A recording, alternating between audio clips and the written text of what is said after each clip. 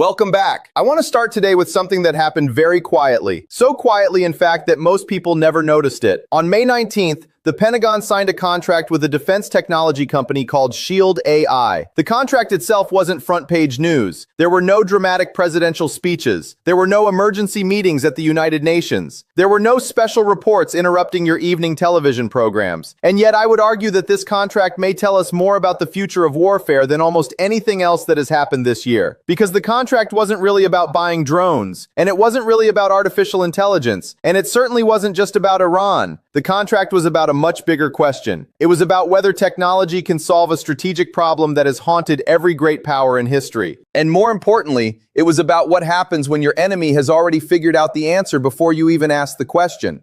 Now look, if you followed military developments over the last few years, you've probably heard the name Lucas. Lucas is a low-cost attack drone. It can travel hundreds of miles. It carries an explosive payload. It is designed to be affordable enough to produce in large quantities. But here's where things get interesting. Lucas by itself is not the story. The real story is the software. The software is called Hivemind, and Hivemind represents a very specific vision of warfare. Instead of one expensive aircraft carrying one expensive missile toward one expensive target, imagine hundreds of autonomous systems moving together, sharing information, adapting, learning, responding, coordinating, acting as a swarm. Think about that for a second. For decades, military power was measured by how sophisticated a platform was, how advanced the fighter jet was, how powerful the aircraft carrier was, how expensive the missile was. Now suddenly the conversation is changing. Now the question is not how powerful one system is. The question is how intelligent thousands of systems can become when they operate together. And on the surface, that sounds revolutionary. In fact, many analysts are calling it revolutionary. Defense contractors are celebrating. Military planners are excited. Technology investors are enthusiastic. News organizations are talking about artificial intelligence transforming warfare. But here's my problem. Whenever everyone starts celebrating the same thing at the same time, I become suspicious. Because geopolitics is full of moments when people mistake innovation for inevitability. They assume that because something is new, it must also be decisive. And history is filled with examples proving the opposite. Now think about this. Before the First World War, military planners believed machine guns would create decisive advantages. Before the Second World War, many believed battleships would dominate forever. During the Cold War, many believed nuclear weapons would make conventional warfare obsolete. Every generation believes it has discovered the final answer. Every generation is wrong. Because warfare is not a contest between weapons, it is a contest between adaptations. One side develops an advantage, the other side develops a response. The first side develops a counter-response, and the cycle continues. The weapon never wins, the adaptation wins. And that brings us back to Lucas, because the first thing we need to understand is something almost nobody in the mainstream discussion wants to talk about. Lucas did not emerge from nowhere. It did not appear like magic. It did not arrive from a secret laboratory hidden beneath Silicon Valley. It emerged from lessons learned by watching other conflicts. And one of the most important lessons came from watching Iranian drone warfare. Now, this is where many people become uncomfortable, because there is a tendency in Western discussions to assume innovation flows in only one direction. But real warfare doesn't work that way. Ideas travel, concepts travel, technologies evolve, and sometimes countries learn from their adversaries. In fact, some of the most important military innovations in history emerged precisely because nations studied their opponents carefully. Think about it. If your opponent develops a weapon that repeatedly causes problems for you, what do? You study it. You analyze it, you reverse engineer it, you learn from it. That is exactly what militaries have done throughout history, and America is no exception. But here's where the game theory becomes fascinating, because when you adopt a weapon concept inspired by your adversary may possess something extremely valuable: experience. Years of experience, years of observation, years of data, years of trial and error, years of understanding weaknesses that you are only beginning to discover. And that changes the strategic equation dramatically. Imagine a chess player teaching you a strategy. You spend months mastering it. You become confident. You begin using it in competition. Then you discover something uncomfortable. The person who taught you the strategy already knows every weakness, every trap, every counter, every vulnerability. Suddenly, what looked like an advantage begins looking very different. Now let's move beyond technology and talk about economics. Because I would argue the Lucas story is really an economic story disguised as a military story. And this is important. Wars are not won by destroying targets. Wars are won by sustaining costs. Think about that. Most people imagine warfare as explosions, missiles, aircraft, battles. But behind every battlefield sits an accountant. Behind every military operation sits a budget. Behind every strategic decision sits an economic reality. And economic reality eventually defeats everyone who ignores it. This is why cost asymmetry matters so much. Imagine spending millions of dollars to stop something that costs tens of thousands of dollars. At first, that's manageable. Then it becomes expensive. Then it becomes painful. Then it becomes unsustainable.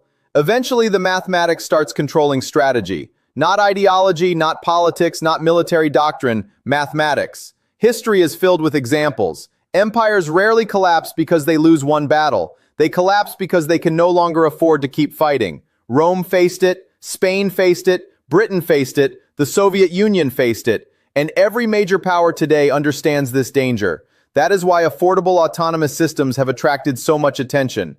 The dream is simple: reduce costs, increase scale, create volume. Force the opponent into economically irrational decisions. On paper, it sounds brilliant, and maybe it is. But here's where I think analysts are asking the wrong question. Most analysts ask whether drone swarms can overwhelm defenses. I think the more important question is whether defenses have already adapted to drone swarms. Because these are not the same question, not even close. And this brings us to one of the most underappreciated aspects of modern warfare: electronic warfare. Guys, electronic warfare is incredibly misunderstood. Most people imagine warfare as physical destruction, but increasingly the most important battles occur in the electromagnetic spectrum: signals, communications, navigation, data, information, control. You don't necessarily need to destroy a system anymore. Sometimes you only need to confuse it, and confusion can be remarkably effective. Think about your own life.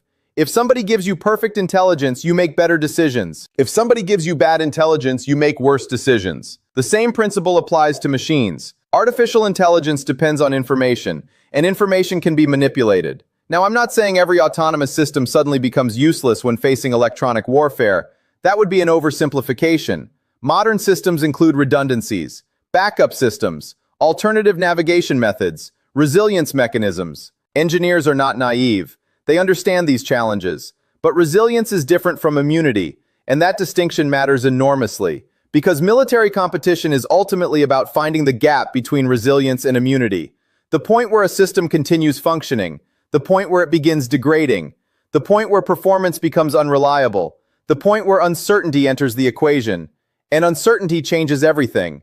Now here's where the geopolitical implications become much larger than drones. Because what we're really watching is the beginning of a new arms race. Not a nuclear arms race, not a naval arms race, an adaptation race. Countries around the world are studying the same battlefield lessons. Russia is studying them. China is studying them. Iran is studying them. NATO is studying them. India is studying them. Everyone is studying them. And everyone is asking the same question: how do we survive in a world where autonomous systems become normal? Notice I said normal, not exceptional. Normal. Because that distinction changes everything. The moment drone swarms become routine, defending against them becomes a national priority. Investment increases, research accelerates, innovation expands, countermeasures emerge, entire industries reorganize themselves, and the offense-defense balance shifts once again. History suggests this process is inevitable. No military advantage lasts forever. The environment adapts, the ecosystem adapts, the competition adapts. And eventually today's breakthrough becomes tomorrow's baseline. Now think about the broader strategic implications,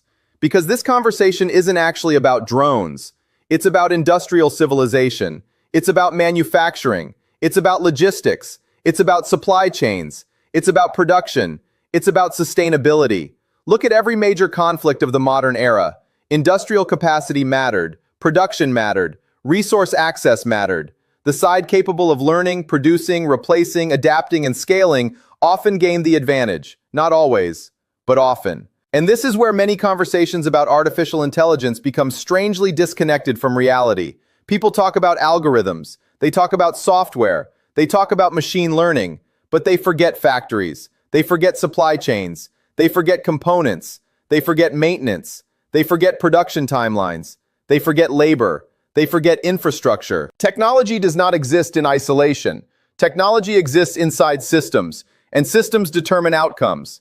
Now let's go even deeper, because I think the Lucas story reveals something profound about the current international order. For decades, globalization created assumptions. Assumptions about trade, assumptions about supply chains, assumptions about security, assumptions about stability. Many of those assumptions are now being challenged. Energy security is being challenged. Maritime security is being challenged. Supply chain security is being challenged. Information security is being challenged. And warfare is becoming increasingly connected to all of them, which means military technology is no longer merely a military issue. It is an economic issue, a political issue, a social issue, a global issue. Consider the Strait of Hormuz.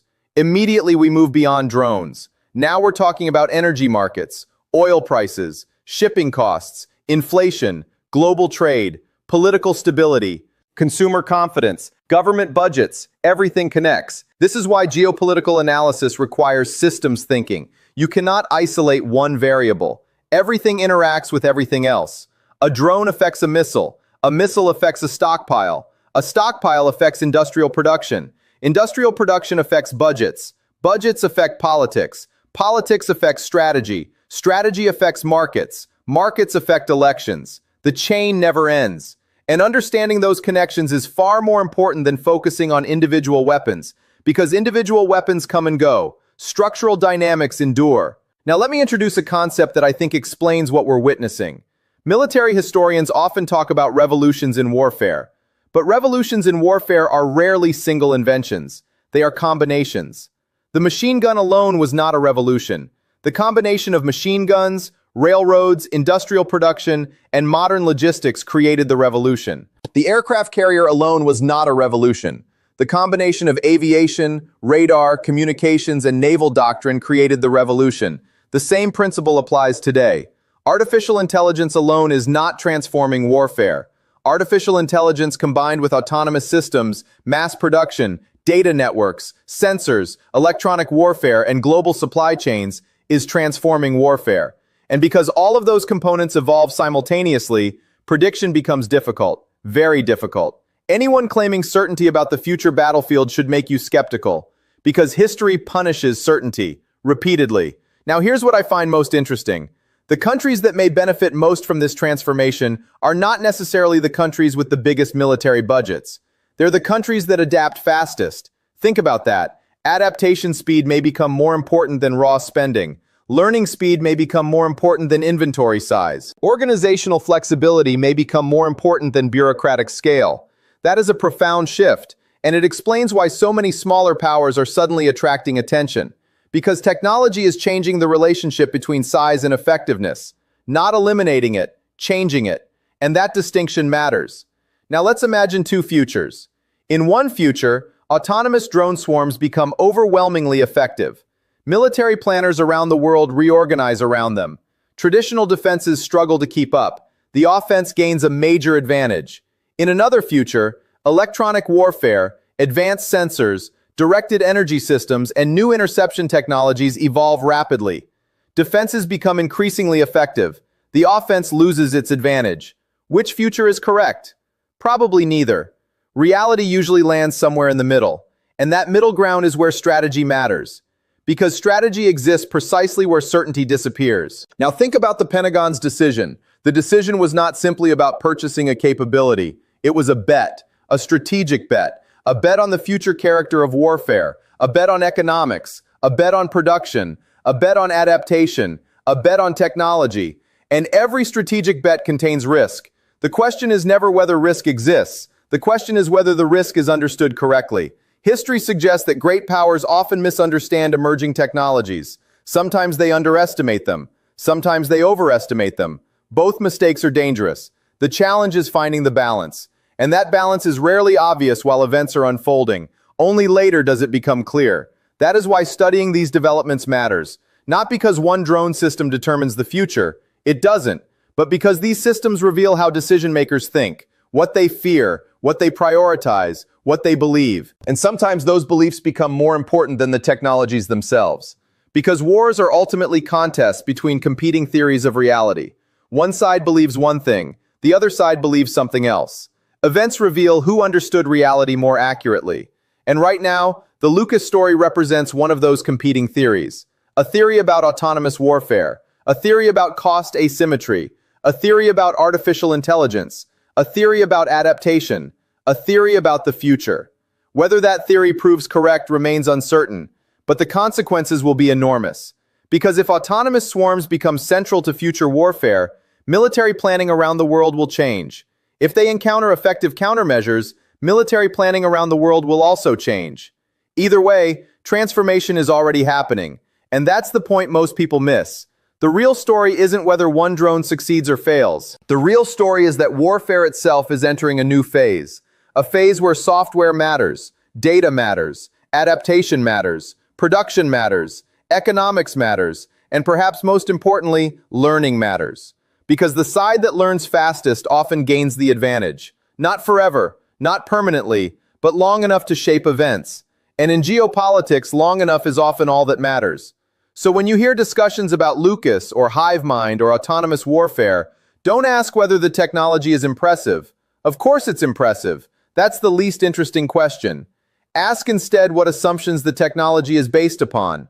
Ask what vulnerabilities those assumptions create. Ask how opponents are adapting. Ask who is learning faster. Ask who is producing faster. Ask who is adjusting faster. Because those questions determine outcomes. And those questions, much more than any individual weapon system, will define the future battlefield. And right now, as governments, militaries, engineers, economists, and strategists around the world study the same lessons, the same conflicts, and the same technologies, one thing is becoming increasingly clear. The next era of warfare will not belong to whoever builds the smartest machine. It will belong to whoever adapts fastest after everyone else builds one too.